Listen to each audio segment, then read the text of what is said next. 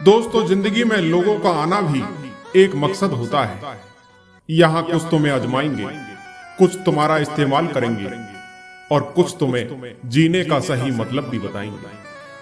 दोस्तों, ये कहानी है एक गरीब ब्राह्मण और राजा विक्रम की। दोस्तों, ये कहानी यही संदेश देती है कि जीवन में समय चाहे कितना भी कठिन हो, अगर हम नेक रास्ते पर चलते हैं, दूसरों की मदद करते हैं और ईश्वर पर भरोसा रखते हैं, तो हमें हमारी मेहनत और सच्चाई का फल जरूर मिलता है। दोस्तों, बहुत समय पहले की बात है। राजा विक्रम के राज्य में एक ब्राह्मण अपनी पत्नी के साथ रहा करता था। उस ब्राह्मण की पत्नी बड़ी ही प्रतिव्रता स्त्री थी। ब्राह्मण कहने के लिए तो राजा के यहां नौकर था, परंतु राजा विक्रम उस ब्राह्मण से कोई कार्य नहीं करवाते। बस हर महीने घर बैठे उस ब्राह्मण की तनख्वाह उसे भेज दिया करते। इसी प्रकार से उस ब्राह्मण को राजा की तनख्वाह खाते खाते काफी समय हो गया। ब्राह्मण यह सोचकर उदास रहता कि महाराज विक्रम मुझसे कोई काम तो करवाते नहीं और घर बैठे ही मुझे हर महीने तनख्वाह भेज दिया करते। एक दिन महाराज विक्रम का मंत्री तनख्वाह लेकर जब ब्राह्मण के घर पहुंचा, तो ब्राह्मण ने वह पैसे तो ले लिए, लेकिन वह ब्राह्मण उन पैसों को लेकर खुश नहीं था और ब्राह्मण उदास होकर बैठ गए। ब्राह्मण की पत्नी ने जब ब्राह्मण को उदास बैठे हुए देखा, तो वह पूछने लगी कि क्या हुआ स्वामी, आप कुछ परेशान लग रहे हैं। इस पर ब्राह्मण कहता है कि देखो, महाराज विक्रम ने फिर से मेरी इस महीने की तनख्वाह भेज दी। इस तरह करते करते काफी लंबे समय हो गया है, किंतु राजा ने इसके बदले में मुझसे कभी कोई काम नहीं लिया। इस प्रकार तो मैं राजा विक्रम का ऋणी होता जा रहा हूं। ब्राह्मण की बात सुनकर उसकी पत्नी बोली कि स्वामी, आप बिल्कुल ठीक कह रहे हैं। मुफ्त में खाना हमारे लिए अच्छा नहीं है, इसलिए आप महाराज से इस बारे में चर्चा क्यों नहीं करते। आपको इस विषय पर महाराज से बात करनी चाहिए। यह सुनकर ब्राह्मण कहता है कि तुम सही कहती हो भाग्यवान, मैं कल ही महाराज से मिलने जाऊंगा और महाराज से इस विषय में बात करूंगा। इस प्रकार अपनी पत्नी से विचार विमर्श कर वह ब्राह्मण अगले ही दिन राजा विक्रम से मिलने के लिए राजमहल की ओर निकल लेते हैं। कुछ ही समय में वह राज दरबार पहुंच जाते हैं। ब्राह्मण को अपने दरबार में आया हुआ देखकर महाराज विक्रम उससे पूछते हैं कि कहिए ब्राह्मण देव, आपकी क्या समस्या है। वह ब्राह्मण बोला कि महाराज, आपका मुफ्त का धन खाते खाते मुझे काफी समय हो गया है, लेकिन आपने मुझसे अभी तक कोई काम नहीं लिया। इस तरह बिना कुछ किए बैठे बैठे मुफ्त में खाना ना तो इस समाज के लिए अच्छा है और ना ही मेरे स्वाभिमान के साथ न्याय है। इस प्रकार तो महाराज मैं आपका ऋणी होता जा रहा हूं, इसलिए मेरी इच्छा है कि आप मुझसे कोई काम अवश्य करवाइए ताकि मैं आपके इस ऋण से मुक्त हो सकूं। उस ब्राह्मण की बात सुनकर महाराज विक्रम कहते हैं कि हे ब्राह्मण, यह मेरी प्रतिज्ञा है कि मैं किसी ब्राह्मण से कोई काम नहीं लेता। फिर भी अगर यह आपकी इच्छा और स्वाभिमान की बात है तो फिर ठीक है, आप मेरे आदेश पर गंगा स्नान कराइए और साथ ही वहां एक कलश गंगा जल मेरे लिए भी लेते आना। राजा की वचन सुनकर वह ब्राह्मण अत्यंत प्रसन्न हो गया और अपने घर आ गया। उसने सारा हाल अपनी पत्नी को कह सुनाया कि महाराज विक्रम ने मुझे गंगा स्नान पर जाने के लिए कहा है। इस पर ब्राह्मण की पत्नी कहती है कि स्वामी, आप गंगा स्नान को चले जाओगे, पर मैं आपकी अनुपस्थिति में अन्य जल कैसे ग्रहण करूंगा। आप तो जानते ही हैं कि मेरा यह नियम है कि बिना आपके दर्शन किए मैं अन्य जल ग्रहण नहीं करती। ब्राह्मण कहने लगा कि तुम चिंता मत करो, जाने से पहले मैं अपनी एक मूर्ति बनवाकर घर के अंदर स्थापित कर दूंगा। और तुम उस मूर्ति के दर्शन करके अपने सभी नियमों का पालन कर लेना। अब अगले दिन ब्राह्मण ने अपनी एक मूर्ति बनवाई और घर में स्थापित करवा दी, और रास्ते का आवश्यक सामान लेकर वह राजा के पास जाकर बोला कि महाराज, मुझे आज्ञा दीजिए, मैं गंगा स्नान के लिए जा रहा हूं, परंतु जाने से पहले आपसे मेरी एक विनती है कि मेरी अनुपस्थिति में कृपया करके मेरी पत्नी की खैर खबर लेते रहना। अपनी पत्नी को अब मैं आपकी शरण में छोड़े जा रहा हूं। ब्राह्मण के वचन सुनकर राजा विक्रम बोले, हे ब्राह्मण, आप किसी बात की चिंता ना करें और निश्चिंत होकर गंगा स्नान के लिए जाएं। ऐसा आश्वासन देकर राजा ने उस ब्राह्मण को मार्ग के लिए कुछ धन देकर विदा कर दिया। ब्राह्मण के गंगा स्नान पर जाने के बाद ब्राह्मणी हर रोज पहले मूर्ति को भोग लगाती और बाद में खुद खाती। एक दिन ब्राह्मण के पड़ोस में आग लग गई और देखते ही देखते आग उस ब्राह्मण के घर तक आ पहुंची। अब ब्राह्मणी अपने घर में लगी आग देखकर अपने पति की मूर्ति से कहने लगी कि हे स्वामी, हमारे घर में आग लग गई, कृपया बाहर चलिए। लेकिन मूर्ति तो निर्जीव मिट्टी की थी। खैर, कुछ ही देर में आग ने पूरे घर को अपनी चपेट में ले लिया, परंतु ब्राह्मणी वहां से टस से मस नहीं हुई। वह ब्राह्मण की मूर्ति के आगे वही शब्द बार बार दोहराती रही कि स्वामी, घर में आग लग गई, बाहर चलिए, हमारा पूरा घर जल चुका है। और परिणाम यह हुआ कि ब्राह्मणी उस आग में ब्राह्मण की मूर्ति के साथ लिपटकर जलकर मर गई। जब राजा विक्रम को यह बात पता चली तो वह माथा पकड़कर बैठ गए और वे सोचने लगे कि यह तो बड़ा ही अनर्थ हो गया।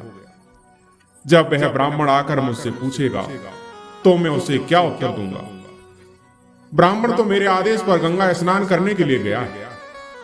यह सोचकर राजा विक्रम के दिन बड़े भारी हृदय के साथ चिंता में निकल रहे।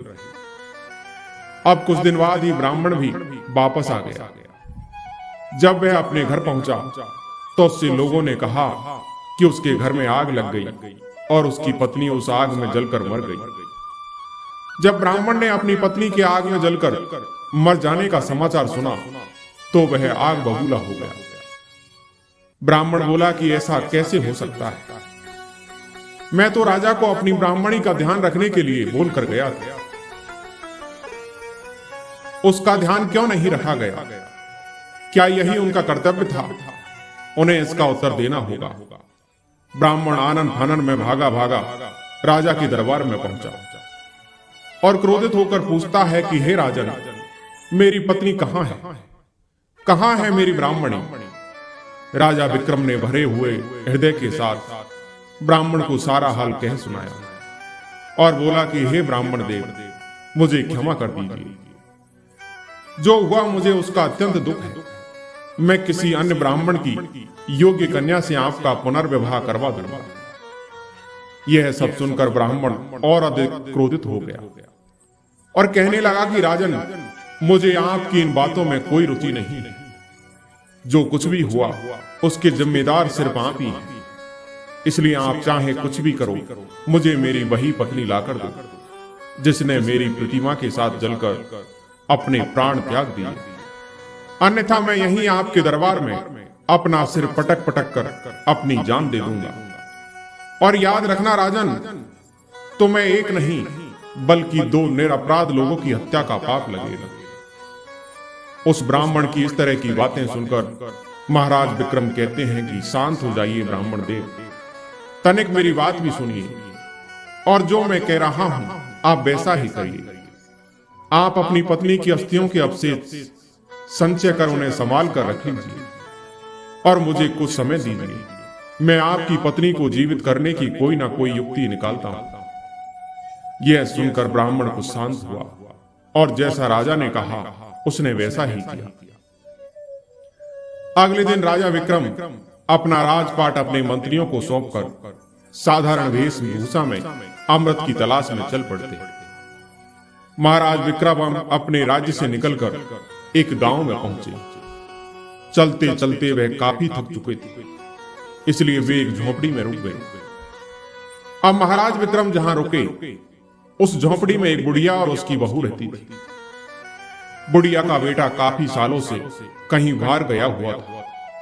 थोड़ी देर बाद जब उस बुढ़िया की बहू बाहर आई और उसने राजा विक्रम को वहां बैठा देखा, तो मन में सोचने लगी कि हो ना हो यह मेरा पति ही है। इसकी सूरत और उम्र दोनों मेरे बहुत दिनों से बाहर गए पति से मेल खाती है। यह बात मन में विचार करके वह अंदर गई और अपनी सास से बोली कि माँ जी, मुझको ऐसा प्रतीत हो रहा है कि तुम्हारा बेटा लौट आया है। बहू की बात सुनकर बुढ़िया खुश हो गई और दौड़कर दरवाजे पर आई। राजा विक्रम को वहां बैठा देखा तो उससे भी वह बिल्कुल उसके बेटे की तरह ही जान पड़ रहा था। वह बोली कि बेटा, तू बाहर क्यों बैठा है? चल अंदर चल, कहां था तू इतने दिनों से? देख, तेरी याद में तड़प तड़प कर मेरी यह दुर्दशा हो गई है, पर तूने आज तक एक बार भी मेरी सुध नहीं ली। उस बुढ़िया की बात सुनकर राजा विक्रम घबरा गए। राजा विक्रम बोले कि माई, मैं तेरा बेटा नहीं, तुझे कोई गलतफहमी हुई है। कैसा था तेरा बेटा? तू अपने बेटे का हाल मुझे बता, मैं तुझे तेरे बेटे से मिलाने की कोशिश अवश्य करूंगा। बूढ़ी औरत यह सुनकर बहुत दुखी हुई और रोते हुए राजा को अपनी बात बताते हुए कहने लगी कि बेटा, मेरे बेटे का नाम देवदत्त है। जब वह 12 वर्ष का था तब उसका विवाह हो गया और विवाह के कुछ ही दिन बाद ही वह कहीं चला गया।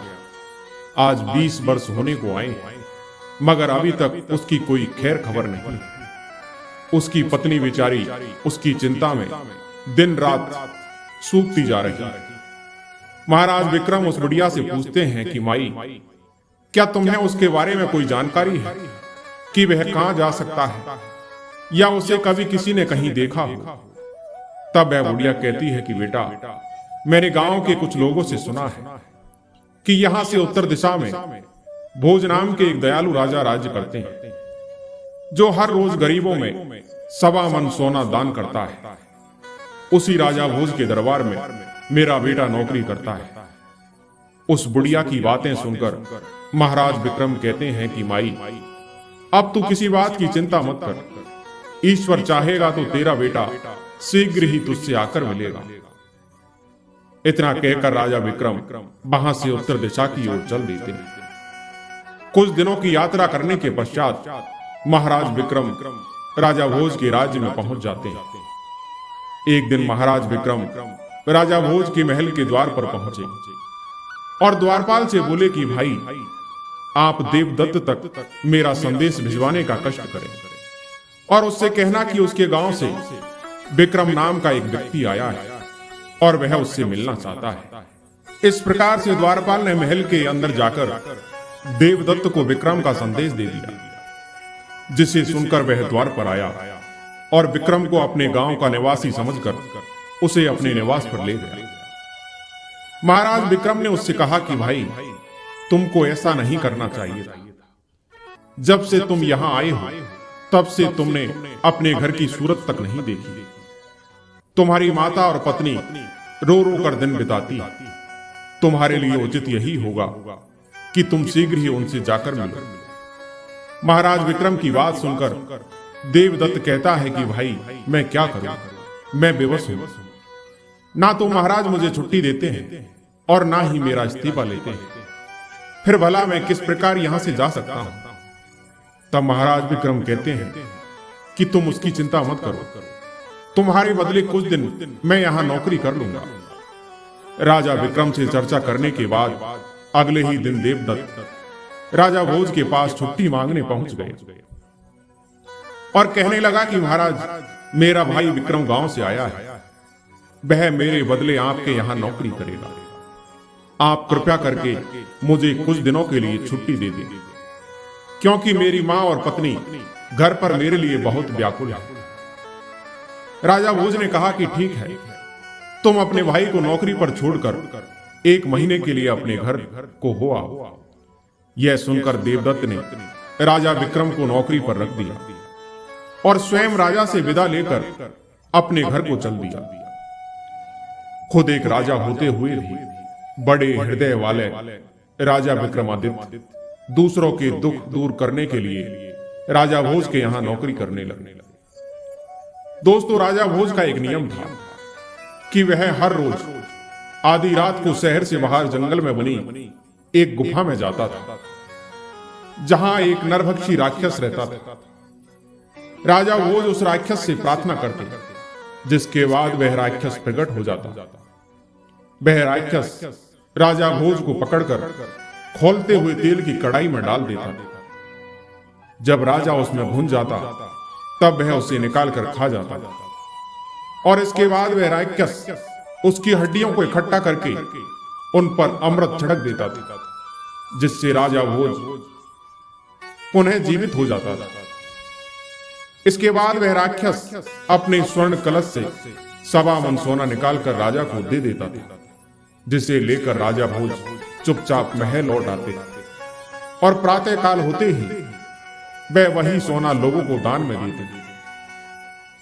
इसी प्रकार एक दिन राजा विक्रम ने अपने मन में विचार किया कि आखिर राजा भोज के पास इतना सोना कहां से आता है और हर रोज आधी रात को वह कहां पर जाता है।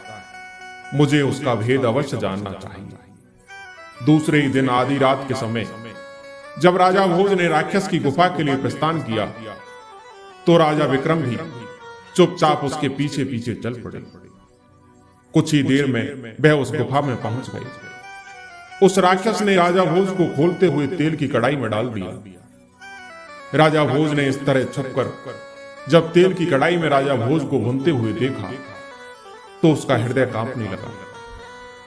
राजा भोज को इस हाल में देखकर बहुत भारी हृदय के साथ वह अपने स्थान पर वापस आ गए और विचार करने लगा कि राजा भोज बड़े कष्ट सहकर यह सोना लाते हैं। मुझे कुछ भी करके उसका यह दुख दूर करना चाहिए। कुछ सोचकर राजा विक्रम बाजार गए और हर तरह के मेवे, सुगंधित वस्तुएं और तरह तरह के मसाले ले आए।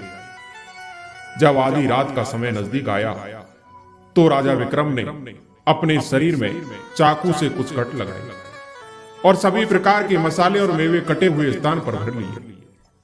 अत्यंत पीड़ा सहन करते हुए राजा विक्रम चुपचाप राजा भोज के कक्ष में गए और वहां बेहोशी की एक धूप बत्ती जला दी, जिसके जलते रहने के कारण राजा भोज बेहोश हो गया और नींद ने राजा भोज को अपने आगोश में ले लिया। और फिर राजा विक्रम खुद उस राक्षस की गुफा के लिए निकल पड़े। कुछ ही देर में वह उस गुफा में पहुंच गए और उस राक्षस की पूजा करने लगे। जैसे ही महाराज विक्रम ने राक्षस की पूजा की, तो भूख से व्याकुल राक्षस ने उसे पकड़कर तुरंत खोलते हुए तेल की कढ़ाई में डाल दिया। जब वह भुन गया, तो राक्षस ने उसे निकालकर खाना शुरू कर दिया। उसने इतना स्वादिष्ट गोश्त आज से पहले कभी नहीं खाया था। वह हर रोज राजा भोज के गोश्त को भूनकर खाता था और बाद में उसे जीवित कर देता था। पर आज जब उसने तंदुरुस्त और एकदम हष्ट-पुष्ट, ताजा और तरह तरह के मसाले और मेवे से भरे महाराज विक्रम का मांस खाया, तो राक्षस लजीज मांस खाकर अत्यधिक प्रसन्न हो गया। वह राक्षस पूरी तरह तृप्त होने के बाद उसने रोज की तरह राजा विक्रम की हड्डियां एकत्रित की और घड़े से अमृत निकालकर उस पर छिड़क दिया। अगले ही पल राजा विक्रम जीवित हो गया। वह राक्षस राजा विक्रम से बोला कि हे इंसान, मैंने आज तक इतना स्वादिष्ट मांस नहीं खाया। आज मैं तुमसे बहुत प्रसन्न हूं। तुम्हें जो भी चाहिए दिल खोलकर मांगो। तब राजा विक्रम कहते हैं कि हे दैत्यराज, मुझे आपसे 3 वर चाहिए। दैत्य कहने लगा कि ठीक है, मैं तुझे 3 वरदान देने का वचन देता हूं। बताओ तुम्हें क्या मांगना है। तब महाराज विक्रम कहते हैं कि हे दैत्य, पहले वर में मुझे आपका यह अमृत कलश चाहिए और मेरे दूसरे वर में मुझे आपका यह स्वर्ण कलश भी चाहिए। 2 वरदान मांगने के बाद राजा विक्रम सोचने लगे कि यदि मैंने इसका अमृत कलश ले लिया और इस राक्षस ने यदि राजा भोज को रोज की भांति भूनकर खाया तो फिर यह उसे जिंदा कैसे करेगा। इसलिए मुझे तीसरा वचन कुछ ऐसा मांगना चाहिए जिससे ना ही यह राक्षस यहां रहे और ना ही राजा भोज की जान जाने का डर रहे। कुछ सोच विचार करके राजा विक्रम ने कहा कि हे राक्षस, मैं तीसरा वचन यह मांगता हूं कि आप हमेशा हमेशा के लिए इस स्थान को छोड़कर यहां से चले जाइए और लौटकर यहां कभी मत आइएगा। राक्षस बोला कि ठीक है इंसान, मैं तेरी यह तीनों इच्छाएं पूरी करता हूं। अब मैं यहां से जा रहा हूं। इस प्रकार महाराज विक्रम को तीनों वचन देकर वह राक्षस वहां से चला गया। राजा विक्रम स्वर्ण कलश और अमृत कलश लेकर वापस आ गया। इधर थोड़ी देर बाद जब राजा विक्रम की नींद खुली तो समय देखकर वह घबरा गया और घबरा कर वह उस गुफा की ओर दौड़ा। जिस गुफा में वह पहुंचा तो उसने देखा कि वहां कोई नहीं था। यह देखकर वह बहुत घबरा गया और मन में सोचने लगा कि हे ईश्वर, यह क्या हो गया। अब मैं सुबह सोना कहां से दान करूंगा।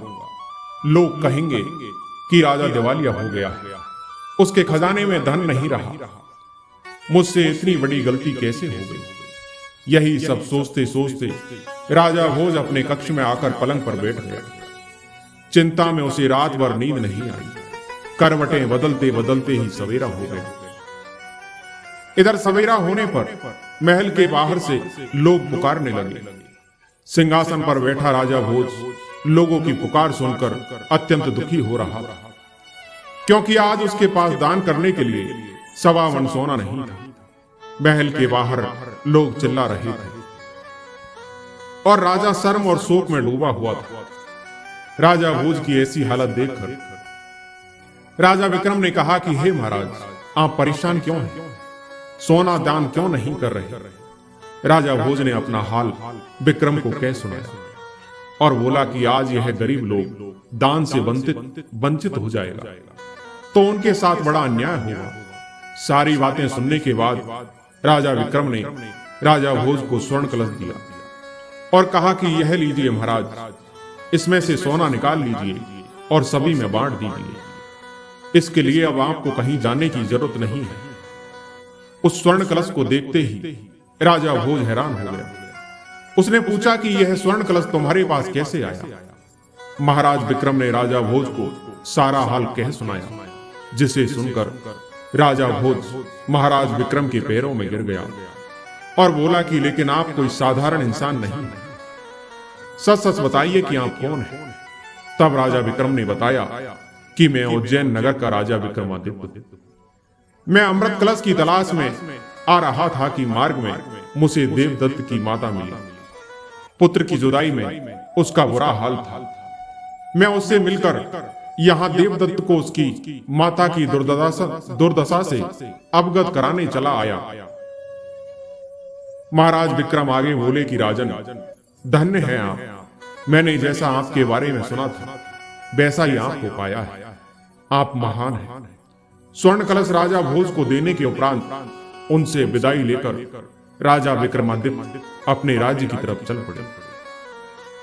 अब राजा विक्रमादित्य को 2 महीने गुजर चुके थे। राजा विक्रमादित्य उज्जैन नगरी में पहुंचे। दरबार में पहुंचते ही उन्होंने उस ब्राह्मण को बुलाकर उसकी पत्नी की अस्थियां मंगवाई। राजा ने ज्यों ही अस्थियों के ऊपर अमृत के छिड़के डाले, ब्राह्मणी उठ खड़ी हुई, जिसे देखकर ब्राह्मण बहुत खुश हुआ। उसने खुशी से महाराज विक्रमादित्य के पैरों में गिरकर उनका धन्यवाद किया और अपने बुरे व्यवहार के लिए उनसे क्षमा मांगी। दोस्तों, ये कहानी हमें यही सिखाती है कि जब हम अंदर से किसी का भला सोचकर किसी कार्य के लिए प्रयास करते हैं तो वह कार्य चाहे कितना ही कठिन क्यों ना हो, भगवान हमारे लिए नए नए रास्ते खोल ही देते हैं। दोस्तों, मुझे सुनने के लिए शुक्रिया। आज की कहानी यहीं समाप्त होती है। मैं उम्मीद करता हूं कि ये कहानी आपको जरूर पसंद आई होगी। कहानी पसंद आई हो तो वीडियो को लाइक और सब्सक्राइब जरूर करें। धन्यवाद।